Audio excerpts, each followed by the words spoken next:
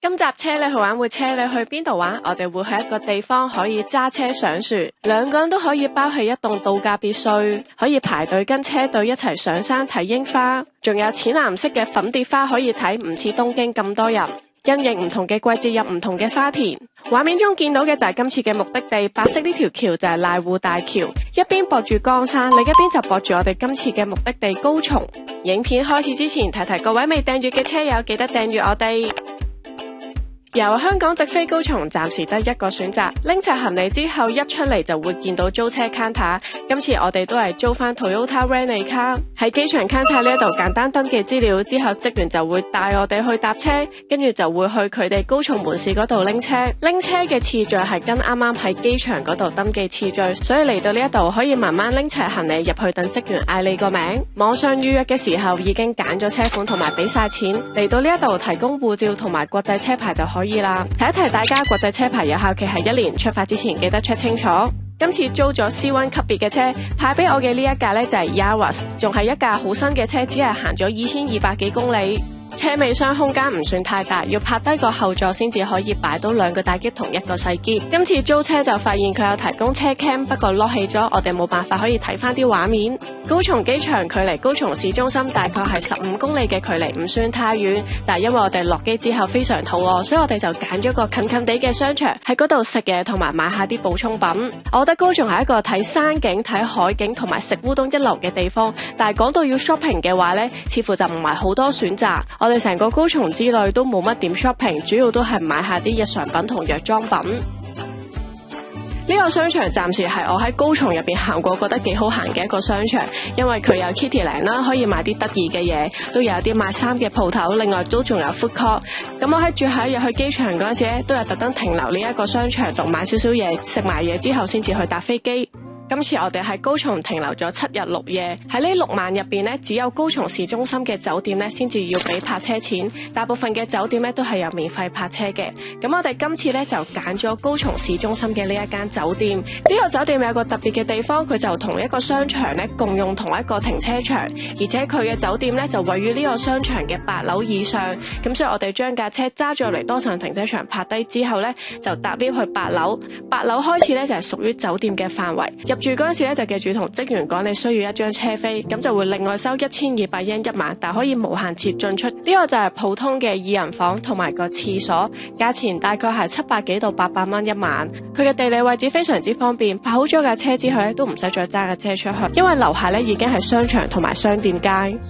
呢個旅程嘅第一晚同最後一晚我都係住翻同一間酒店，因為唔使再揾個停車場喺邊。出閘嘅時候需要呢2張車飛，下面嗰張呢係入閘嗰陣時拎嘅，上面嗰張呢就係同酒店1200yen買嘅一張車飛。出閘嗰陣時呢，先入咗下面嗰一張先，再入酒店俾24小時嗰張就可以離開呢個停車場噶啦。喺呢個旅程入邊有2間咖啡咧，我係好推薦大家可以嚟嘅。第一間就係畫面嘅呢一間，喺市中心揸車過嚟大概10分鐘就到。佢最正嘅地方係隔籬係一個冇咩人知嘅賞櫻地點，叫做鹿之井出水。傳說之前旱災嘅時候就有個鹿喺呢一度，用佢嘅前蹄喺呢一度掘咗口井出嚟，之後附近嘅居民就有水用啦，所以個名就係咁樣嚟嘅。但我覺得最值得欣賞嘅係佢河流兩邊咧種咗2排櫻花樹。咁我今次嚟嘅季節咧就遲少少，就係櫻花盛開嘅後段開始櫻吹雪嘅畫面。試過呢間 cafe 之後，我覺得就算唔係櫻花季都好值得嚟呢一度，因為佢個 pancake 我覺得好好味。佢呢底面呢少少厚度嘅，但咬落去中間呢係超煙韌，唔係食空氣嘅感覺。然後你會食到佢嗰個糖啦、奶啦同埋蛋嘅香味咯。佢上面嗰個 cream 呢就係落咗少少海鹽鹹鹹地嘅。但係襯呢個 pancake 咧，勁好食。上嚟試 pancake 嘅車友留意翻，呢個 pancake 係11點之後先有提供。而第二間我推介嘅 cafe 就係喺高松對面嘅江山，揸車行瀨戶大橋就可以去到呢間 coffee shop， 位於王子岳嘅山頂上面。咁我哋揸車嚟到山頂呢度，將架車泊好之後就可以行路過去。泊車嗰陣時咧，仲見到日本嘅野豬同宮崎駿入邊畫嘅野豬咧，真係好似樣。王子岳山頂都係一個欣賞瀨戶內海同埋四國景色好出名嘅地方。終於嚟到朋友介紹嘅秘境。如果唔係有朋友介紹，都唔知道喺呢個山頂入邊竟然仲收埋咗一間 cafe。呢個 cafe 係圍住一個圓形嘅觀景台，前面嘅一半部分就係可以用餐嘅地方，後邊嘅部分就係廚房同埋沖咖啡嘅地方。坐喺呢個窗邊就係一個最佳位置去欣賞瀨戶內海嘅日落。佢哋嘅咖啡同蛋糕都好好食。另外值得一提嘅係佢哋呢個檸檬梳打係我暫時喺日本飲過覺得最好飲嘅檸檬梳打。介紹完呢兩間我好中意嘅 cafe 之後，我哋就講下點樣揸車搭船去小豆島啦。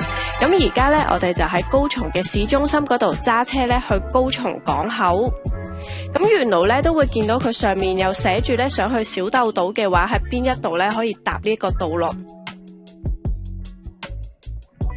嚟到呢個燈位轉左呢，你就會見到上面寫住小豆島噶啦。咁呢度呢個職員就會問下我哋去邊度，同埋係咪用呢一架車入去。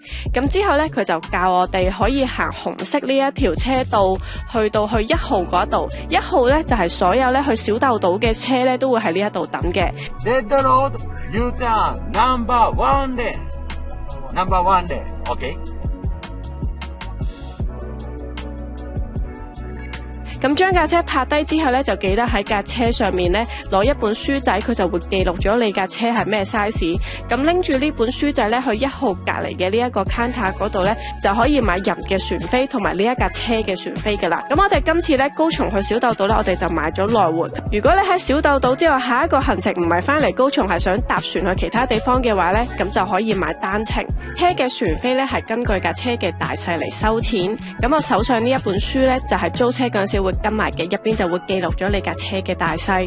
咁車嘅船飛咧就包咗一架車同一個人，所以我哋今次2個人去咧就要另外再買多1個人來回嘅船飛。2個人連呢架 Toyota Yaris 來回去小豆島嘅價錢就係10,960 yen。其實喺小豆島上面都有租車公司，不過聽聞車嘅供應咧就唔算特別多，所以穩陣起見咧就喺高松租車，然後將架車揸過去。啱啱就將人同埋架車嘅船飛交俾職員，跟住就跟住職員嘅指示慢慢揸入去呢架船入邊。職員嘅指示非常之清晰，唔使擔心，慢慢咁樣跟住佢哋嘅指示停低就得啦。咁呢架船呢，大概係搭1個鐘左右。咁想提下大家，其實買船飛嗰陣時呢，就唔使講你係搭邊一架船翻嚟嘅，去到碼頭嗰度就會上下一班準備開嘅船。如果滿咗嘅話，就會再安排下班船。所以我哋就睇下架船幾點開，然後大概早半個鐘到就揸架車過去等。咁泊好車之後就攞齊啲嘢，想上層嗰度揾位坐。咁我本身以為呢係可以隨時落嚟架車度攞嘢嘅，即係下邊好似停車場咁樣。但係其實架船行駛緊嗰時呢，下層係會鎖起，唔可以再翻架車度攞嘢，所以就要攞齊你搭船要用嘅嘢之後上去揾位坐啦。高松係好出名食烏冬，但冇諗到小豆島呢架渡輪上面都有烏冬賣，而且個味道仲要唔差。因為我哋要揸車過去，淨係可以揀渡輪就要60分鐘。如果淨係人搭船唔使揸車嘅話呢，可以搭快艇35分鐘就到啦。快艇來回收費成人係2660 yen， 而渡輪收費成人來回係1400 yen。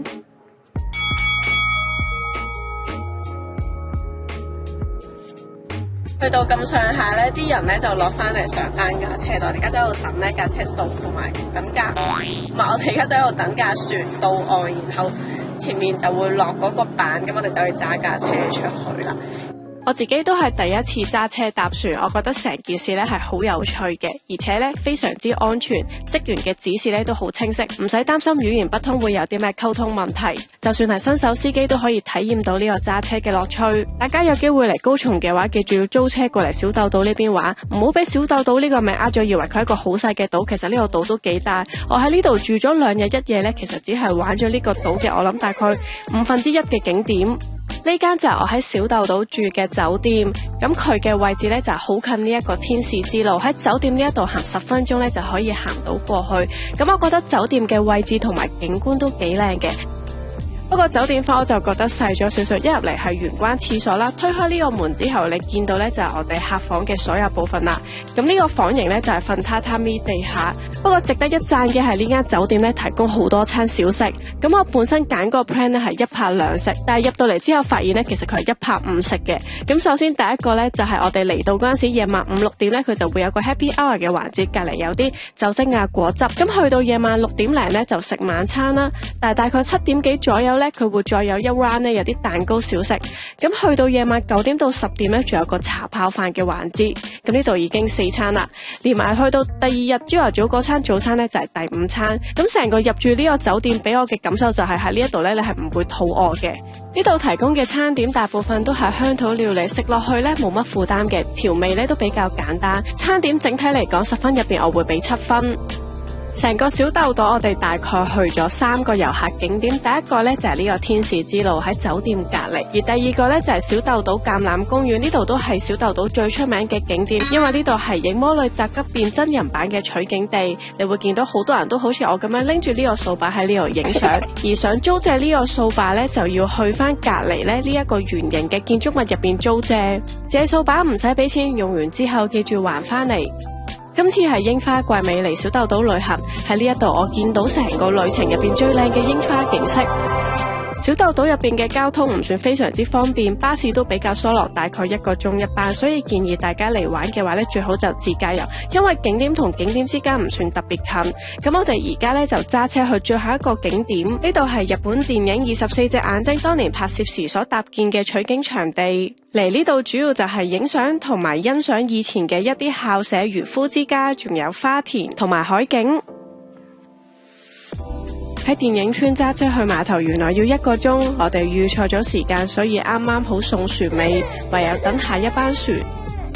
我哋嚟小豆島嘅時間係25年嘅4月尾，呢個時候呢仲未開始瀨戶內海藝術節。聽聞喺藝術節期間，小豆島嘅船係供不應求，咁大家藝術節嗰時嚟小豆島記住留意一下交通狀況。跟住我哋就嚟到高松紫雲出山附近嘅一間隱世別墅，需要揸車先可以嚟到。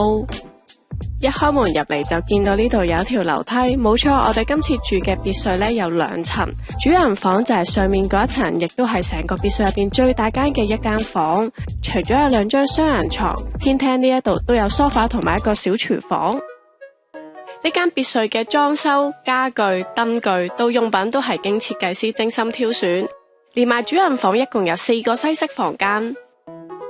另外仲有2個日式房間，呢間別墅最多可以招呼14個人。最令我估唔到嘅係呢度竟然有桑拿房，今次我哋2個人入住都可以包起成棟民宿，所有設施都可以用。同大家參觀埋個客廳同埋廚房，廳入邊有張大飯台，好多人嚟住嗰陣時都可以坐埋一齊食嘢。睇埋呢個廚房，係咪覺得呢度唔似普通嘅別墅？其實呢度前身呢係一個大學嘅宿舍，就會有啲學生嚟呢一度讀書嘅。而家就俾設計師改建成為度假別墅，成棟出租，一日淨係會出租俾1組客人，無論你係2個人定係14個人都可以包起成棟民宿。我哋今次係週末入住，2個人連埋1拍2食呢就係2300蚊。咁如果再多啲人住嘅話呢，價錢都會相應增加，但係除翻開呢，應該每個人都會再平啲。咁1拍2食包嘅伙食呢就比較簡單，晚餐呢係一個自己煮嘅咖喱包。咁我另外就喺超級市場度買咗啲牛肉同埋菜翻嚟加餸。早餐方面就可以自己喺呢個急凍雪櫃入邊揀一個味嘅 bagel。咁不過提一提大家 check in 嗰陣時呢，就喺附近大概10分鐘距離嘅另一個地方度check in。咁喺嗰度俾咗 passport， 佢哋 scan 咗資料之後呢，佢哋就會俾密碼你，之後就再過嚟呢一度住。所以基本上喺你入住期間呢，係唔會有其他工作人員過嚟打擾你嘅。雖然喺呢度住個伙食要自己煮，但係換嚟嘅呢就係極高嘅私隱度。會揀喺即收盤住，因為佢好近紫雲出山。而我第2日呢，就係 book 咗一個上山嘅時段去睇櫻花。咁我而家就揸車去緊紫雲出山。紫雲出山係高松一個好出名可以睇櫻花嘅地方，盛放嘅時候會成個山頭咧都係粉紅色嘅。咁但係喺櫻花季咧，如果想揸車上去呢個山咧，就要預約嘅。咁我今次就預約咗一個時段可以揸車上去。咁我而家就先將架車咧揸去佢山腳下邊一個漁港嗰度排隊先。咁我今次揀嘅時段咧就係3點到4點半，所以2點半咧就喺呢度集合。時間到啦，我哋就會一齊揸車上山，咁就可以喺個山上面咧停留到4點半之前。4點半之前咧就要揸架車落山，因為下一個時段嘅車咧就會5點嗰陣時上山啦。揸車上去嗰陣時咧，就發現紫雲出山呢條山路都幾窄下嘅。好在櫻花季咧有呢一啲設施，就避免咧交通阻塞。如果大家係其他時段嚟嘅話，冇呢啲措施咧，咁上山同落山嗰陣時就記住注意對頭車。我覺得喺紫雲出山度睇櫻花係幾特別嘅，因為你喺個山頂上面，除咗睇到櫻花，仲可以望到瀨戶內海同埋其他島仔。唯一嘅小遺憾係呢一日嘅天氣好似麻麻地，但係都睇咗唔錯嘅風景同埋一個好特別嘅揸車體驗。喺旅程中嘅某一日，我哋見到朝頭早有2個鐘嘅好天，咁我哋就即刻揸車去咗四國地區入邊唯一個國營公園。呢個公園超級大，可以直接揸車入去，2個人連埋呢架車嘅門票呢就係1220 yen。咁揸咗車入去之後呢，仲可以揀要泊邊個停車場。咁因為今次我嘅目標係睇粉蝶花，就將架車泊喺北停車場。